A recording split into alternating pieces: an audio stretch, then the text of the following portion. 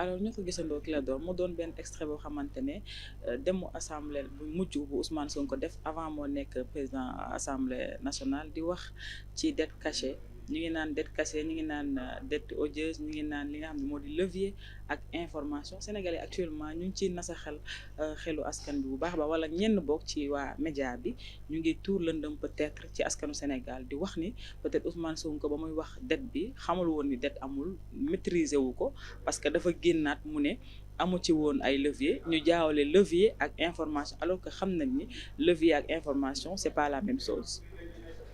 waaw xam nga communication bu mujj bu Ousmane Sonko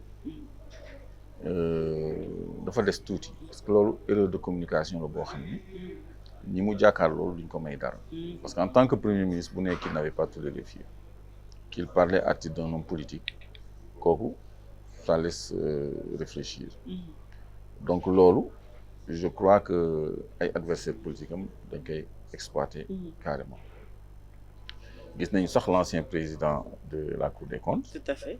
ni rapport bi amul fenn fu ñu bind. dette cachée oui. mu nekk un débat. même monsieur Mamadou Faye. Un débat sémantique. Mais liy dëgg mooy dette bu ñu déclaré wul mën nañ ko tuddee dette cachée. FMI moo njëkk a wax ni am na misreporting maanaam ay rapport yoo xam ne du dëgg wanewul lépp wax na hidden debt dette cachée naka la ñu mën a dem ba am lu tolloog 7 milliards de dette cachée. 7 milliards de dollars laa bëgg wax 7 milliards de dollars. Ça fait 4 000 milliards de dette cachée. Voilà. Donc loolu ñu tuddee ko dette cachée dette odieuse. ci biir dette cachée bi ñu ne am na dette odieuse. loolu moo réeral askan wi. non c'est-à-dire li ñuy tuddee dette cachée. mooy dette odieuse. parce que Cour des comptes rapport bi mu teg dafa wane ñoom ni ñu doon doxalee dafa am ñoom lu ñu tuddee rattachement irrégulier c'est-à-dire recette au premier trimestre 2026 1000 milliards ñu fàttee ko kàmbu 2025 moo tax FMI naan misreport rapport boo xam ne nekkul dëgg. D'accord. léegi boo jëlee 1000 milliards au premier trimestre. Un rapport qui est basé sur du faux. Sur du faux, un rapport qui est basé sur du faux, Tout un faux rapport. léegi xam nga Cour des comptes rapport am fin premier trimestre lay génn. Tout à fait. donc budget bi aussi noonu la tëddee. léegi suñu 3 premiers trimestres 2026. waaw Macky Sall moo xariñ ci ndëngate rek la xariñ.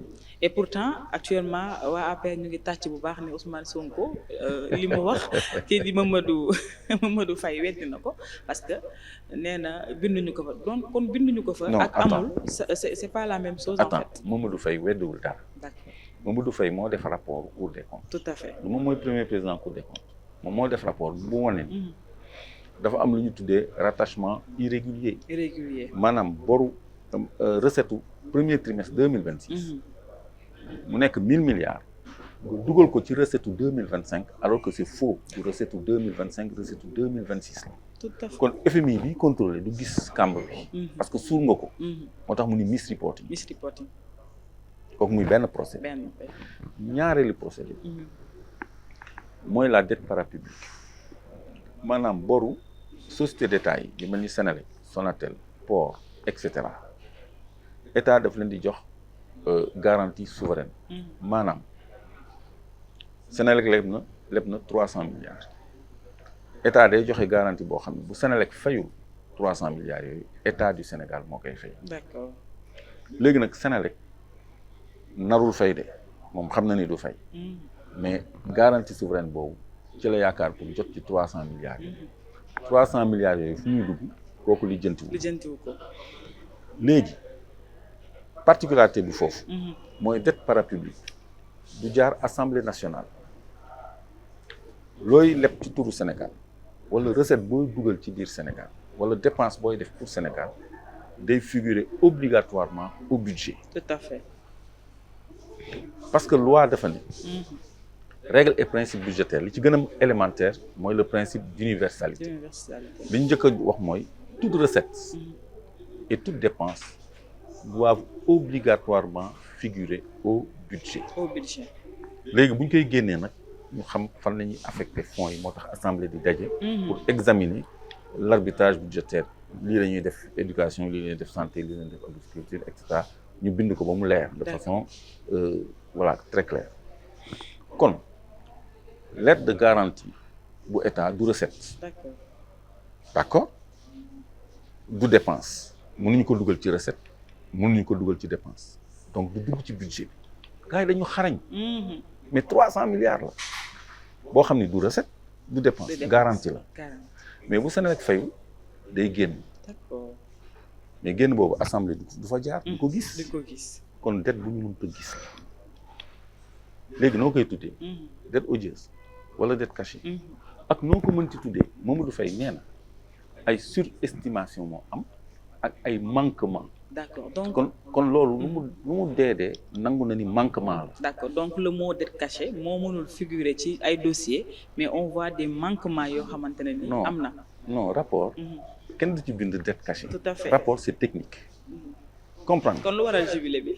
kan mooy jubilé. waa APR nee nañu actuellement Macky Sall am na ndam. mais ñoom ils ont besoin d'être contents parce que il faut qu'on soit beaucoup plus sérieux. tout à fait et beaucoup plus technique parce que ñun ñi nga xam ne dañuy déglu. suñu rôle mooy ñu wax suñu axulaay taala teg ko nag ci lu leer. li leer mooy léegi xam nga dañu toll ci jamono joo xam ne mais kañ la citoyen lambda daan lijjanti ay rapport Cour des comptes ay rapport IGF daan ñu ko xam ay nommé nañu kii musul nekk préoccupation citoyen léegi Cour des comptes day génne rapport ñëpp am ko ci seen téléphone. très bien day am nomination ñëpp am ko ci seen téléphone. On est à l'ère du partage automatique de l'information. Du numérique. Et plus personne n'a le monopole de la diffusion et de l'information. Tout à fait. lu xew ñëpp xam ko. nit ñi sax dañuy vérifier en direct information boo xam ne dañ ko dugal ci réseau. kon il faut que ñi ñuy jiite. xam ni opinion publique bi ñu am tey. uute naag opinion bi ñu amoon démb. C'est une opinion bien formée par l'information. D'accord. Et l'information en temps réel souvent. kon li leer mooy li nekk ci rapport ñiy jubilé nañuy jubilé mais dette parapublique dette cachée la parce que duggul jaarul assemblée nationale. assemblée xamu ko rattachement irrégulier yi c'est odieux parce que recette pour premier trimestre 2026 mënoo ko affecté aux recettes de 2025 c'est du faux. C'est du faux pour suul kamb pour nëbb ay réalité donc boo demee ba fin 2026 yow say recette manqué na 1000 milliards mais 1000 milliards yooyu yaa ngi koy jëlee waat ci premier trimestre 2027 pour kamb ko suul bukki pour fatt kamb suul bukki kooku muy premier procédé ak deuxième procédé dette parapublique. troisième procédé mooy CNO yi certificat nominatif d'obligation et je suis dans le rapport de la Cour des comptes. J'ai pas le rapport mais c'est rigoureusement exactement loolu moo fa nekk. ay substitution de créance la ñu indi tey jii ñu ngi wax waxu Xaadim Ba mais Xaadim Ba lan moo ko yóbbu foofu bor bu ñu amoon yow on l'a traité quand on était ailleurs. oui yaa ngi koy fàttali. c'est vrai je me rappelle. mu ameeloon benn banque de la place Coris Bank. tout à fait 134 milliards. Macky Sall ni BNDE notre banque nationale. banque nationale de développement. bu Sénégal. na fayal Xaadim Ba passif boobu di 134 milliards te ba mu waaj a dem la jël décision yëpp CNO yi bokk na ci